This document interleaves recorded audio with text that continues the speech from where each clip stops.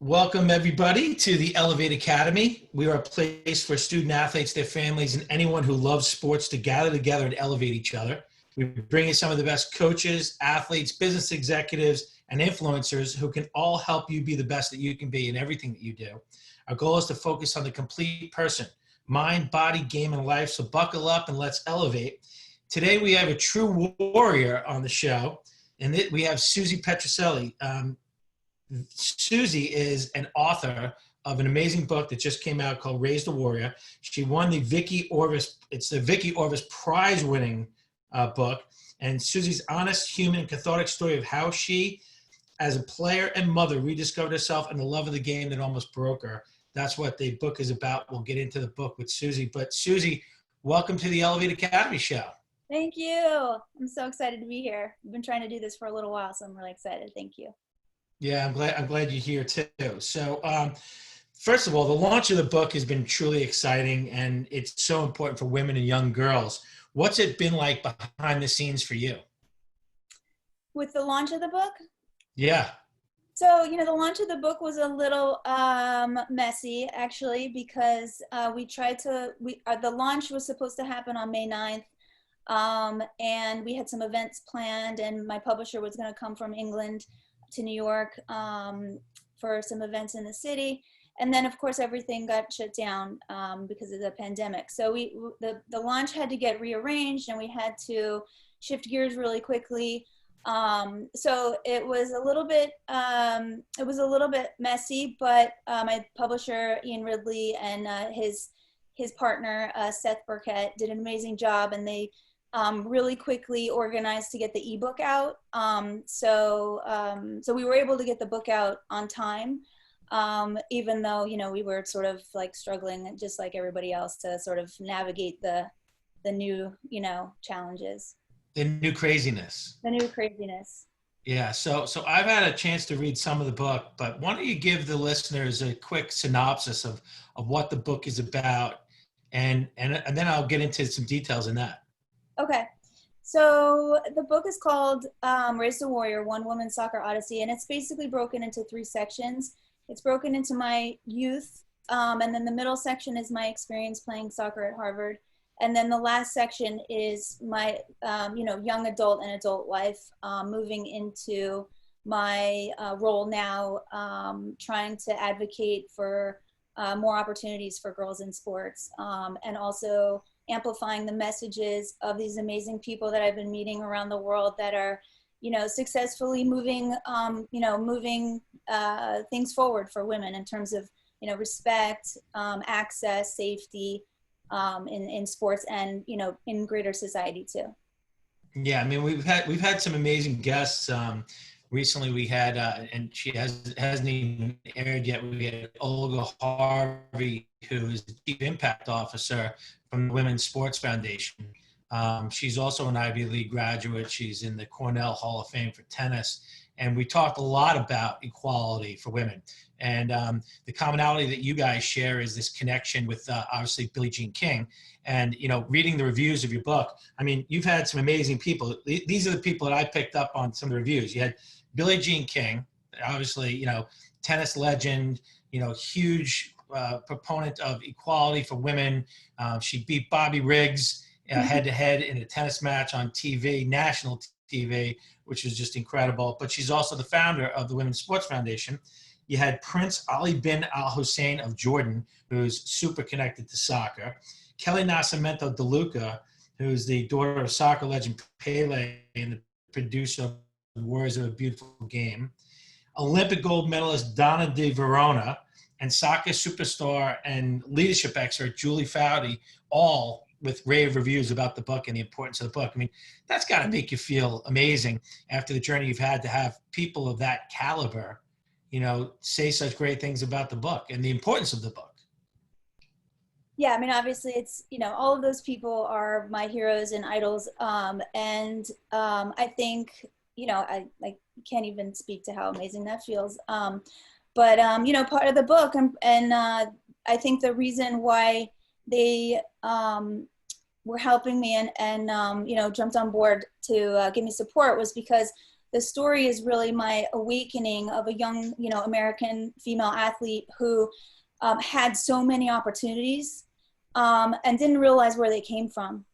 And also didn't appreciate all of those leaders, like, the Babe Didrikson, the Althea Gibson, like all those women that were the pioneers that stepped out of their comfort zone and demanded a right to play when people were saying it wasn't normal for girls to play. So,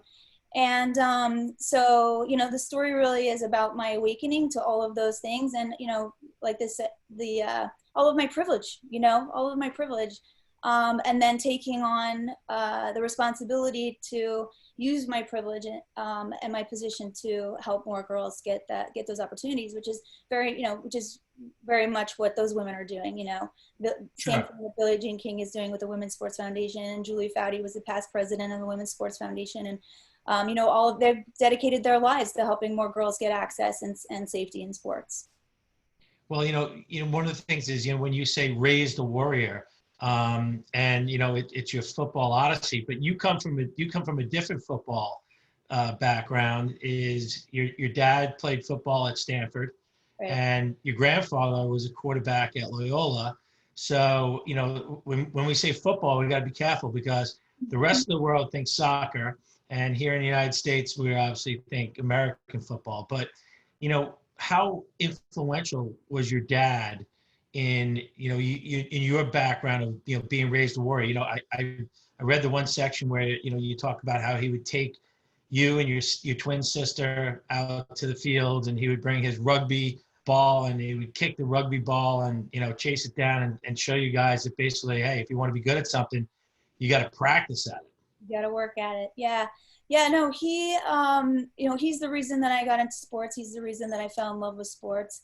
And he never treated my sister and I differently when we were out there. He expected us to be athletes.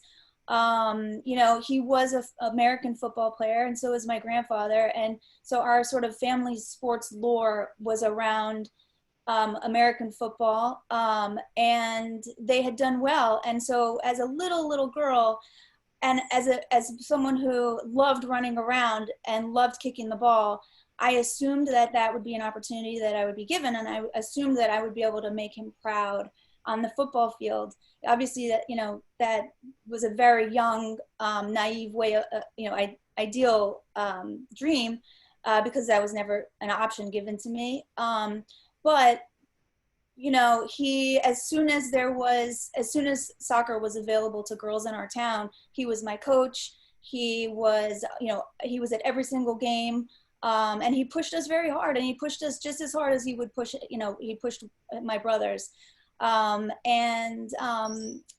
he was very instrumental, and so was my grandfather, in why I, identified so deeply as an athlete, and stuck with it all the way through, ended up playing in college, and I'm still, still love the game to this day.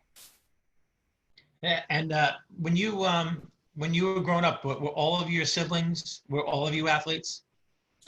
So I have two older brothers, and my oldest brother, Tony, who is actually, so I have my grandfather, Anthony DeLellis, my father, Anthony DeLellis Jr., my brother is Anthony DeLellis III.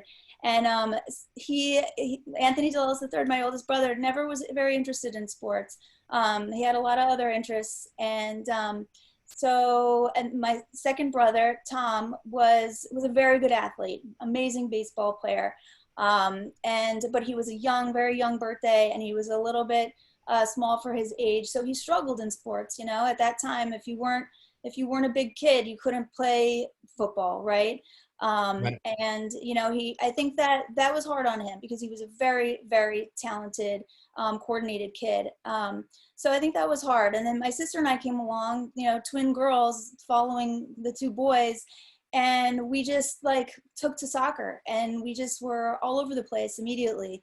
And so, it's a funny dynamic. I do talk about it in the book a little bit. There were times where I felt for my brothers, because there was sort of this, I think, family legacy of sports in our family. There was a point when I remember feeling a little heartbroken for them. Like maybe they felt a little bit like they weren't part of that legacy as much as my sister and I were. But yeah, it's they love it. They came to all my games, all of our games, and they supported us all the way through. It was just, yeah, it was an interesting family dynamic, the way things worked out for us. And how about you? How about your twin sister? Did she go on to play high school or college soccer? Yeah, so we went to Harvard together. We both played soccer at Harvard. Wow. Yep. We both, we played all the way through. She actually ended up not playing our senior year because she had a knee injury. But, and, you know, that's part of the story in the book, is sort of like our lack of communication during certain periods of our lives, and me not understanding why she was quitting. I actually thought there was a short period of time where I thought she had quit because I had been voted captain and she hadn't, you know, which is like typical sort of like sibling dynamics, twin dynamics, which is, I talk about a lot in the book, which is complicated as hell. You know, so yeah, we, you know, obviously we've had those conversations now, and I know that she obviously didn't quit because I got voted captain, but you know, there's a lot of intricate relationships between us. Yeah, but we played together at Harvard, and she actually went on and played. Once I was done at Harvard, I really was done. I had this injury. I really have not been able to play since. And, but she came back from her knee injury and ended up playing in women's leagues and was the center midfielder for her women's league team for a very long time. So she ended up having a longer career, which is great. Well, my older sister, Noelle, you know, she's going to be 69 this year. And she's probably the best athlete in our entire family. And she didn't have the opportunities that I had. Right. And because, you know, because of the age difference with her being older than me, you know, she's 16 years older than me. And, you know, back then, sports for girls was completely different. You know, right. Title IX hadn't even happened when, you know, she was still in high school. And it was just a different thing, you know, but she ran boys track because she was so fast, and she played soccer, and she played field hockey, and she played basketball. And, you know, what's interesting, we talk about basketball, back when she played, girls basketball was completely different from a rules standpoint, and you only played half of the court. Right. My mom talked about that too. Yep. Yeah. So, you know, she grew up in a different world, but she's still playing soccer today at 69, almost 69, 68. I can't keep, you know, raising her age, but she's still playing soccer today with, you know, 26-year-olds. I'm jealous. I'll be jealous on a women's team. Yeah. Yeah, it's amazing. Let's talk about your journey to Harvard. You know, you grew up in Southern California, and your dad went to Stanford. And how do you end up? What was your recruiting process like? What other schools were you looking at besides Harvard? So it was funny. I was very mature and very naive. I didn't understand that soccer was going to have any influence on where I went to college. I think my dad, you know, my dad was pretty savvy and knew that it might help us get into school, but I didn't know. And so we were looking at, you know, all kinds of schools. And also our guidance counselor at our high school didn't know that sports could help us get into college. So she was having us go through the process like everybody else. We were choosing a few safety schools. We were choosing a few middle of the road schools. And then we had a couple of reach schools. Well, you know, when we came and we said that we were going to apply to Harvard and Stanford, she just laughed. I mean, she literally thought it was like a joke. She didn't think that we were, you know, in that class of students at our high school that were applying to those schools. So, you know, I look back on that and I remember her laughing, and obviously that doesn't feel good, right? When your dream is sort of dampened, and right. Somebody who's in like a decision-making role tells you your dream is too big, right? That feels terrible. So, but you know, I played ODP, I played Olympic Development Program my whole life. And then my dad was pretty smart, and he put us into a few summer camps. When we were juniors, we went to Stanford camp. And you know, he was more savvy than we were, and I just got lucky and happened to see the Harvard soccer coach, Tim Wheaton, happened to see me play at the Nike Cup in Oregon with the ODP team, with the California team. And in that game that he happened to see, I had a diving header. And I mean, you know, it was just really, for me, it was luck. There was no sending game tape at that time, right? There was no social media. So I look back and I'm like, oh my God, how lucky was I that he just happened to be watching that game. But you know what though, the one thing I try to talk to all our student athletes about is that, really what is luck? You know, I know. Yeah, luck. he would say the same thing. Yeah, Opportunity. luck is all the stuff that you did beforehand Yeah, he to would. be ready for that opportunity. Because if you Preparation. hadn't worked so hard, if you didn't do the ODP, if you didn't train the way you were doing, if you had never practiced a diving header prior to that, you wouldn't have been able to do that. And Right. that's the commonality, is that it's probably you being a little you don't want to pat yourself on the back too much, but the truth is that it wasn't luck. It was the fact that you were ready when that moment presented itself. And that's the one thing that all student athletes, and it doesn't matter whether it's on the sports field, whether it's in school, when an opportunity presents itself, are you ready? Are you ready? Yeah. No, I agree. Yeah, you're right. Thank you.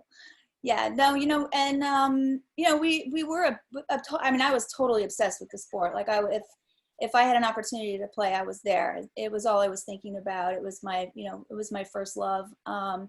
And I was very competitive. I wanted to be the best. I tell a story in the book about a moment at the Stanford soccer camp where there was a boy, a very good soccer player, actually, who ended up being, his sister ended up being my teammate at Harvard, who was going through, and he was sort of analyzing all the kids as far as their technical skill, their creativity on the field. And he had this very sort of regimented way of analyzing players.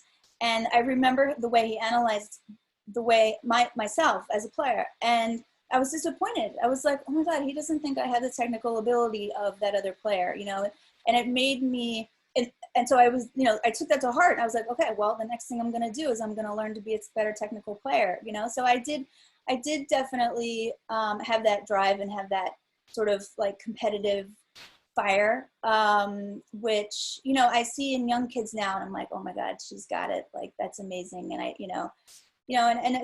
the hard part is we have seen girls that have that fire and still don't get the opportunity. So that's really what we're working on, especially girls outside the United States, who, have that fire, and they just are fighting and fighting and fighting for an opportunity to play. And there's just no avenue. There's just no avenue for them. There's no infrastructure. So at the end of the day, when, you're choosing, what was your final choice? What were the final schools? Did you get into Stanford? Yeah. So we were choosing between Stanford and Harvard, and obviously my parents met at Stanford. They both went there, and it was their dream for one of their kids to go there. And I always, that was my dream. Julie Foudy was there. She was my childhood soccer idol from the time I was 13 years old. And if I could ever get in there, that was like the ultimate goal. And then we ended up getting into Harvard, and we were sort of faced with this, strange, crazy, amazing choice. And my sister chose right away. She knew she was going to go to Harvard. She said, she wanted to have this adventure. She was going to go to the East Coast. How do you pass up that opportunity? And I stuck with Stanford. I sent in all my paperwork, all my rooming, forms and everything. And then my sister and we were very different too. And it was a moment where I was excited for the opportunity to have my own identity at Stanford, and she, let her go off and have her own thing at Harvard. And it's funny because I thought so many times, we ended up sitting down, and we ended up deciding that we were going to go together. And I look back on that moment so many times, like, what was it? What made me go? But I really think it was this, like learning about a new culture, learning about a new part of the world. Stanford was comfort to me. Stanford was almost like a second home because we had been there so many times. And I think I was seeing my sister go off on this amazing adventure to another part of the world. And I wanted to be part of it. I just wanted to go. So we went together to Harvard. It ended up being a crazy adventure, which is all, in the book. Now, you had the opportunity to, step on campus at Harvard prior to making that decision? We did, yeah. We did go on a recruiting trip, but those recruiting trips, they're very quick, and you meet the players. And I do remember feeling like it was one of the most magical places I had ever been. It felt like Europe. It felt like this beautiful, magical, cobblestone streets and, dark wood lined, beautiful libraries. I mean, it's just a gorgeous place. It's a fabulous place. And, it's majestic, really. So it's charming. It's hard to, it's hard not to love it there. Yeah, no doubt. I mean, I was recruited to Harvard as well, and when you're seeing these campuses, it's for me, coming from a blue collar kid. None of my brothers and sisters had ever gone to a 4-year school. Only a couple of them had gone to junior college, and just seeing those schools on my recruiting trips, it was incredible. Yeah. And you're there by yourself, though. Now I feel like it's almost like every parent is going on the recruiting trips with their kids. They're meeting the coaches and doing that, and that's different. No one went with me on any of my recruiting trips, and I don't know if yours was different or not. If your parents, I had my sister. you and your sister. Yeah, I had my sister on both the trips. Yeah. So I was lucky. She was always with me. It was, but we were sort of seeing things differently. She was very, very studious. She knew she wanted to be a doctor. And she was doing what you should be doing, which is looking into the academic programs and seeing what the science labs are like and doing, that kind of thing. And I was like looking at my teammates, like who are going to be my teammates? Like, what are the soccer fields like? We definitely had a completely different, Right. expectation or, what we were looking at was different, but yeah, we ended up at the same place. We both had a very, very interesting experience that I wouldn't change for the world. Well, that's amazing. And then, to be captain of Harvard, which was one of the most prestigious universities in the world, that's a special thing. I know, for me, when I was in management at Merrill Lynch and, we were looking at hiring people, I would only look to hire athletes. And that was my thing because it was what I connected with them and I knew it. What do you think are some of the biggest takeaways from sports that you've been able to use, things that you learned on the field that you use every day in life? So many things. I mean, it's almost too many to even list. I think the biggest thing for me was, I got hurt when I was a sophomore. I came in as a starter and I started my first season as a freshman. And my second day of preseason, my sophomore year, I got a very bad injury to my quad. I tore my quad. And so I was then, in recovery. I was basically a bench warmer for a long time. And it was a struggle. I mean, it wiped out my confidence. It wiped out my self-esteem. It wiped out my feeling of like being a healthy person.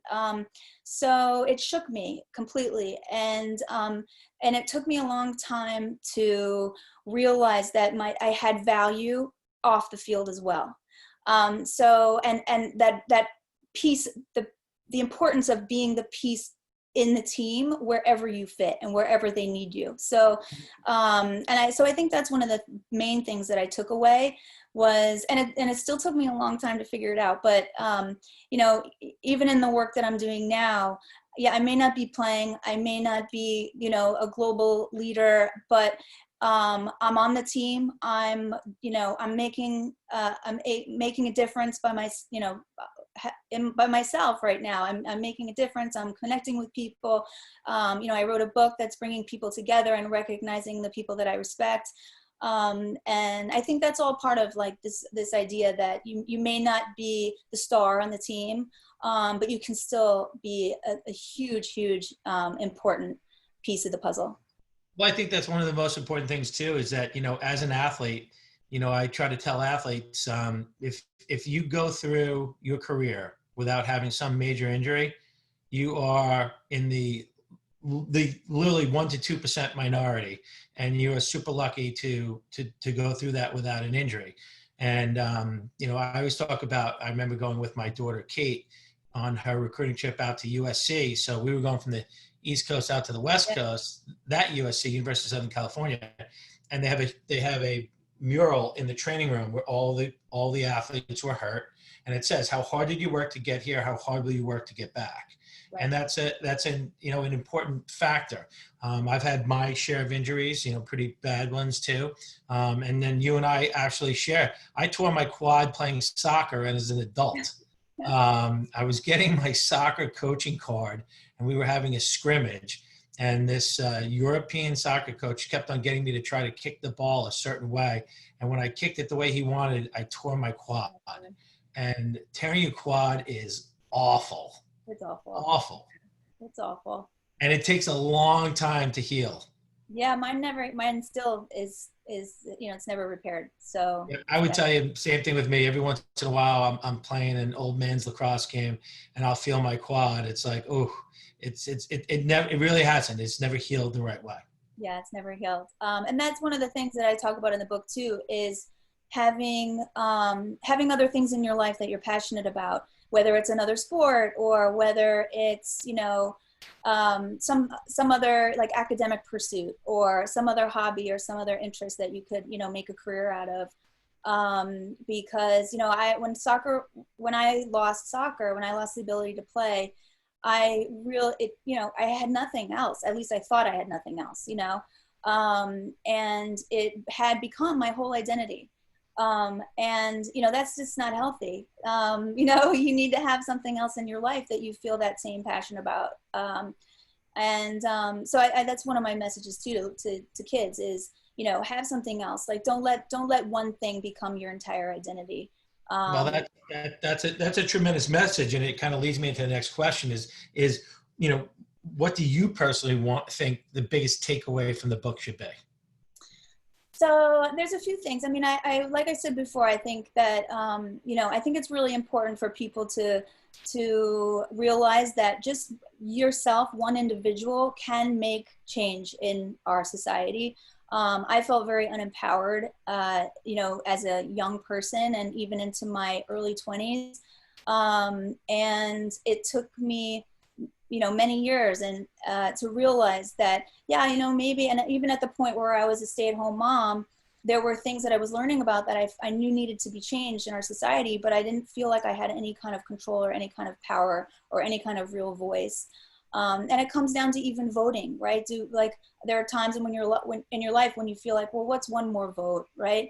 But it does make a difference, and it does, we do all need to take part and do our individual parts. So I think that would be my biggest takeaway is to find something that you're passionate about. It sort of ties in with the title of the book, Raised a Warrior, because originally the title was talking about how my dad raised us to be warriors and, sacrifice your body for the goal or sacrifice your body for the win. And he called it reckless abandon, which I've said a few times. But then to me, growing up and going through all these experiences in life, I realized that I'm hoping that I can raise my children to be warriors for a cause that they feel as passionate about that as I feel about this one.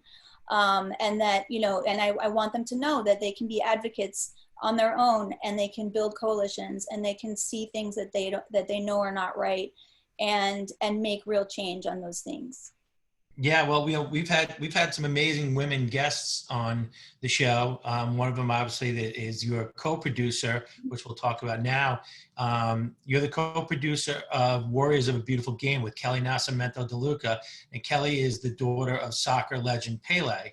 And same thing is we had Kelly on the show early on, and one of the things about it is helping young girls to understand that there is a spot for them.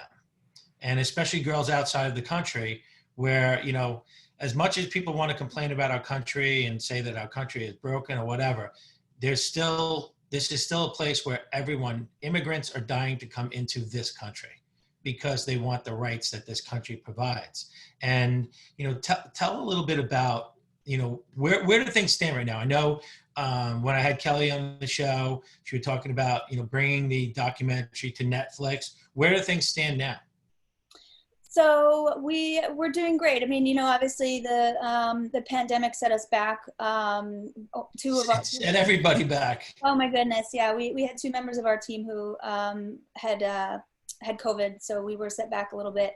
But we're full steam ahead now again, and yeah, the book the movie's in post production. We're editing it now, and looking for distribution. So it's exciting, you know. I mean, it's an important story. It's a story about a young girl from a favela in a, you know, in a remote part of Brazil. And, you know, her goal, her dream in life is to get her family out of harm's way. Her goal in life is to get her family out of the favela. And she, you know, sees these boys in the world who, you know, can become professional footballers, and then all their problems go away, right? Like all their financial worries go away. They're able to remove their family from the dangerous situation, living conditions that they're in. So that becomes her dream. And the movie is really the story of what happens to her and how she, you know, fights and fights to achieve that dream when there's no roadmap for her. There's no pathway for young Brazilian female soccer players in Brazil. She figured it out, and she persevered, and she pulled rabbits out of hats to get herself seen by the national team coaches. So it's an amazing story, and you know, I'm actually getting chills thinking about it. You know, and it's a compelling story. You know, Billie Jean King is in the movie. We have Julie Foudy, we have Alex Morgan, Ali Krieger, we have Neymar, we have all these amazing people, Martina Navratilova, who relate to what she went through, and want girls like that, more stories like that to be told. Yeah, so we're super proud of it, and you know, we can't wait to share it with everybody. Well, you know, one of the things that I think is just so cool about that the whole story, and she ends up going on to play University of Florida with the Gators, and you know, it's so exciting. And my daughter went to University of Florida, so I have that connection there. And you know, it's such a you know, a unique place. But as I'm listening to what you're saying and listening and reading your book, if you had a chance to go back and talk to your 14-year-old self, knowing what you know now, what would you tell yourself that would be different? You know, I mean, it's funny because I actually have a 14-year-old daughter, or actually, I guess she's 15 now. But so, you know, that part of the reason why I stuck with writing this book, even though, you know, a lot of people told me, you know, oh, you can't publish a memoir that's not about a celebrity, right? And I had so many people tell me it was never going to work. It was never going to work. But there were so many things that I wish that I wanted to impart on my daughter so that she could be smarter than I was at that age, and know and be aware of the dangers, and not be so naive, and be aware of her opportunities, and appreciate all of her opportunities, and know all these amazing pioneers and trailblazers, and you know, and respect them and follow them. And so yeah, so there's so many things. I mean, I guess the biggest thing I would say to my, you know, personally me, if I could go back and talk to my 14-year-old Susie, would be, you know, something actually that my dad told me. It's a story in the book. And he told me that every once in a while you have to stop what you're doing and look around and take everything in and really soak it in with all of your senses, because life goes by so fast. If you don't do that, you won't have those moments, you know, lined up in your memory, and everything will just flow by. And so I would probably pass that, you know, I would probably enforce that and amplify that message to my younger self, because he's right. There were so many moments that, right. You know, you really do have to stop and take it all in and reassess too, you know, and course correct and figure out where your north is in your heart and follow that path. Well, it's funny. It's something that I talk to all the athletes that I coach especially when we're doing small group training and stuff like that. It's when they're together, I say to them, is you take pride in this moment.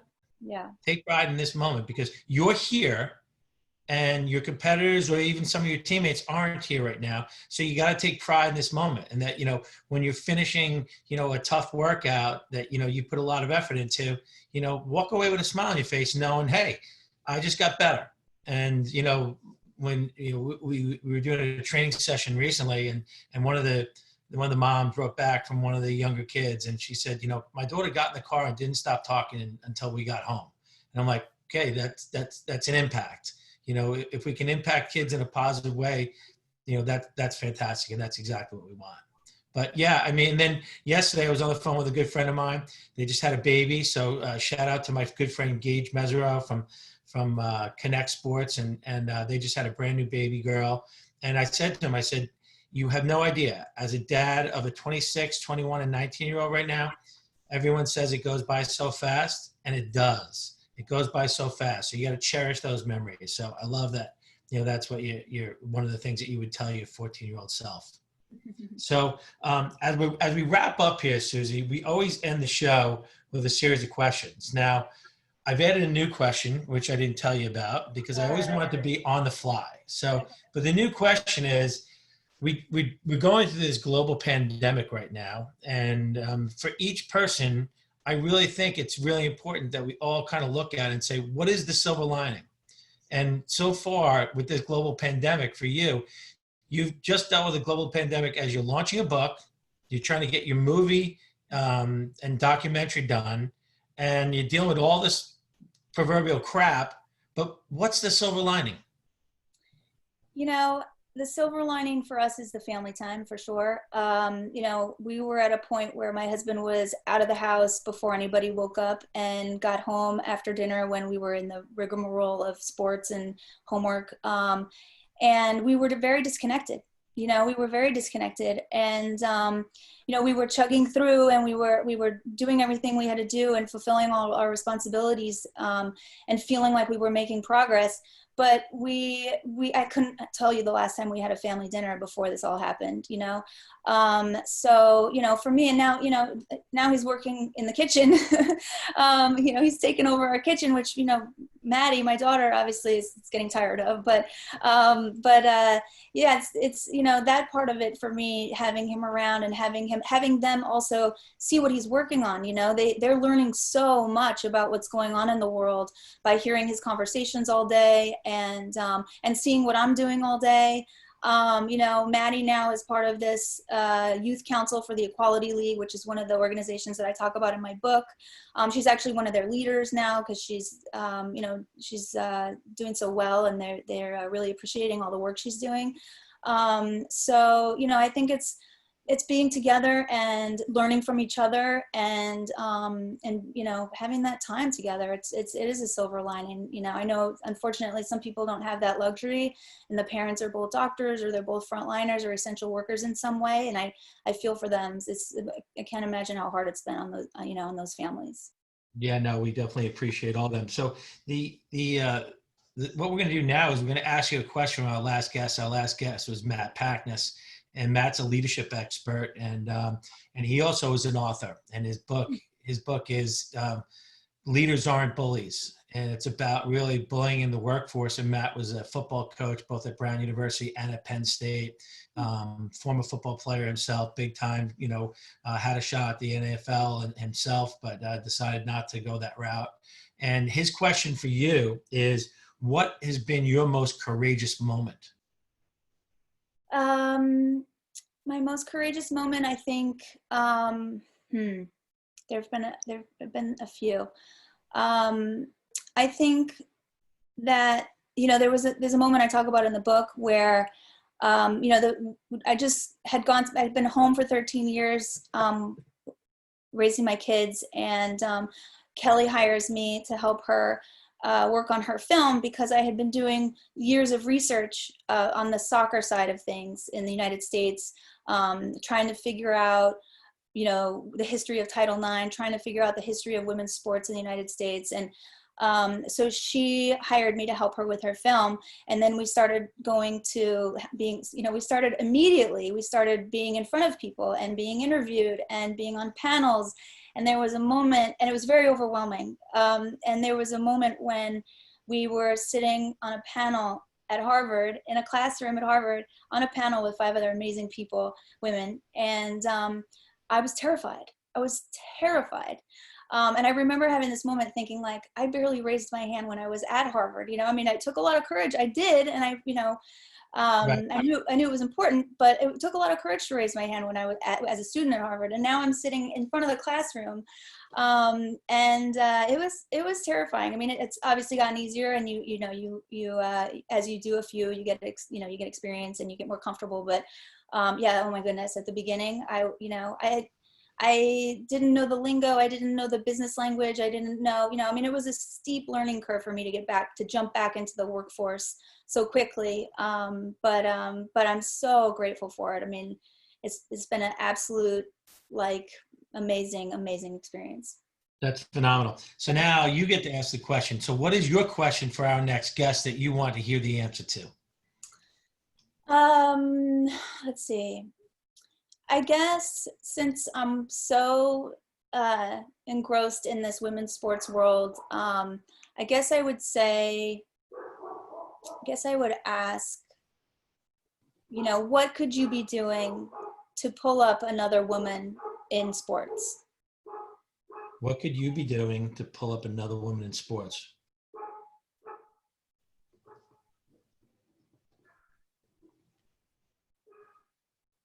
I'm just writing my notes here. I love it because, it's funny, as you're saying that and as I'm writing it down, my wife and I were talking yesterday. I was extremely lucky because when I got to Brown, I had no idea how we were going to pay for Brown.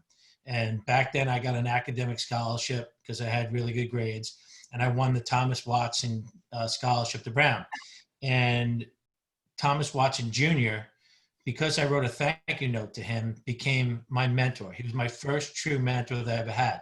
And for those of you who don't know, it's like whenever you see an IBM commercial now and you hear about the Watson computer, that's what they're talking about. It's the Watson computer that Thomas Watson Jr. and his father was the founder of IBM developed. Thomas Watson Jr., when he was my mentor, was the CEO and chairman of IBM. And one of the things that he had told me was, he said, there's going to be so many times when you're on the ladder of life and you don't know how to get up that next rung and you're struggling to get up the next rung. He said, that's when you have to have the most faith and you have to let go of the ladder and you got to reach up. And as you reach up, someone's going to grab your hand. Yep.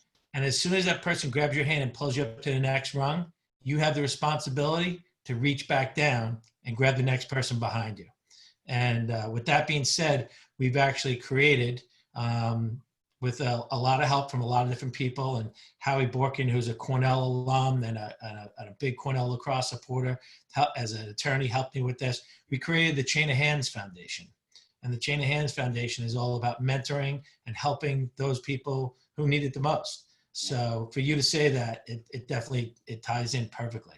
So now the last question we have for you. When people ask me all the time, what is the Elevate Academy show? What is it really about? It's about what I said in the beginning. It's a place for people who love sports to gather together, to learn more about other people, learn about how sports impacts your life and different things, and how you can be the best that you can be.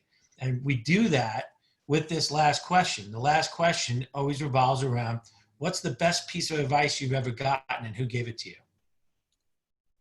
I've gotten a lot of good advice, and I've needed a lot more good advice. I think I have to, well, I have two. So I think the first one was, so Julie Foudy was a huge support for me through the process of writing the book. She was always there for me. She was always, very encouraging, and full of, contacts and advice and support. So, and it was a point when I was sort of worried, and I was thinking maybe I would change course, and the book had served its purpose, really, because it had led me to Kelly, and it had led me to this amazing experience with Kelly. But Foudy sent me one of her books through a friend of ours, and she had signed it. Her book is called Choose to Matter. It's amazing. And she had signed it in the middle. She had inscribed it on the first page, and she said in big letters, "Get her done." And then she signed it, Julie Foudy. So, she that really did. It gave me that last push to finish it and get it done and get it out there. And then the other one I have to say is, Billie Jean King's very, very, very, very well-known quote where she says, "Pressure is a privilege."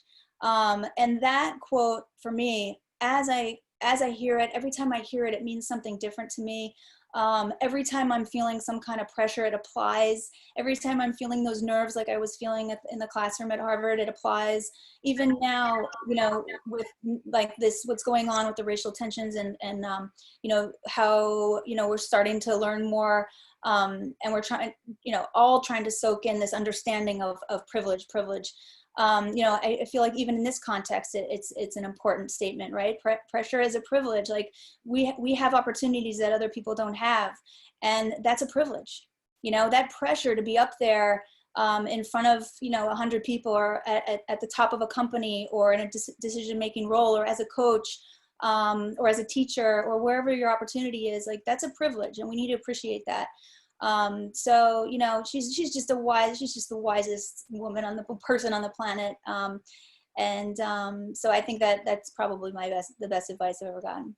That's awesome. Now, how can so for people to learn more about you, learn more about the book, and learn more about the documentary, let everyone know how they could find the book. I know for me it was just so easy. You can get Raise the Warrior right on Amazon. You can get it on Kindle. But it's Raise the Warrior by Susie Petrucelli. And then how about the documentary? Where can they learn more about the documentary? So we do have a website. It's called Warrior Women of Football. And it talks about the overarching project. The documentary is one piece to the project. So that you can reach us there. You can reach me on Twitter. My Twitter is Susie, SOOOZIE. And Kelly, you can reach out to Kelly. She's usually on Instagram. And her Instagram is I am Kelly with one L, Nascimento, NASCIMENTO. And we're both very active. Yeah, we answer, we love to get messages. We need help with, the film. We need some more support and ideas for marketing and distribution and everything. So if anybody wants to reach out, we would love to hear from you.